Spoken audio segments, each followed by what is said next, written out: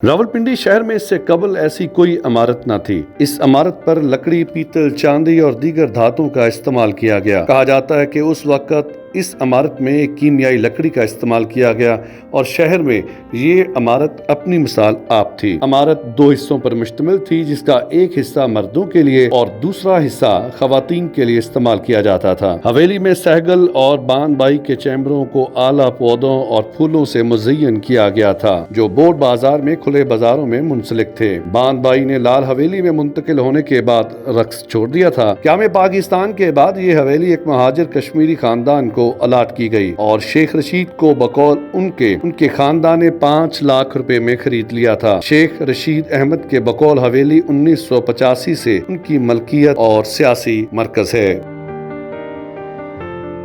मैं हूं वसीम हाशमी, आप देख रहे हैं न्यूज़ अलर्ट और इस वक्त मैं मौजूद हूं रावलपिंडी बोर्ड बाजार लाल हवेली। लाल हवेली का एक बहुत बड़ा मकाम है पाकिस्तान की सियासत में, तारीख में। इसकी तारीख क्या है और मौजूद इस वक्त इसको क्यों सील कर दिया गया, यहाँ के जो मकामी लोग हैं, आइए इनसे बात करते हैं। अस्सलाम वालेकुम। वालेकुम सलाम। सबसे पहले अपना नाम बताइएगा जी। मेरा भैया नाम है, मैं लाल हवेली का मुलाज़म हूँ, रशीद साहब का मुलाज़म हूँ। कितने दिन हो गए बंद हुए? 4-5 दिन। तो यहाँ पे जितने लोगों के कारोबार थे वो सारे बंद हो गए, वो डिस्टर्ब नहीं होंगे? शेख साहब की हवेली इन्होंने सील करनी थी, उसके अलावा और बड़ी दुकानें सील की है। सियासत की सारी मार है, जो सच बोलते हैं ना वो सजा मिल रही है इनको। ये जो भी कारोबार बंद कर दिए गए, तो कितने लोगों के घरों के चूल्हे बंद हो गए? काफ़ी लोगों के बेरोजगार हो गए, परेशान है, किराए देने होते हैं उन्होंने, उनके घरों पे और कोई आसरा नहीं है कि दुकान के आसरा। कारोबार वैसे नहीं है, महंगाई है पीछे जो 1.5 साल हुकूमत करके गए हैं, गरीब लोगों को तो बेड़ा गर्क कर गए हैं।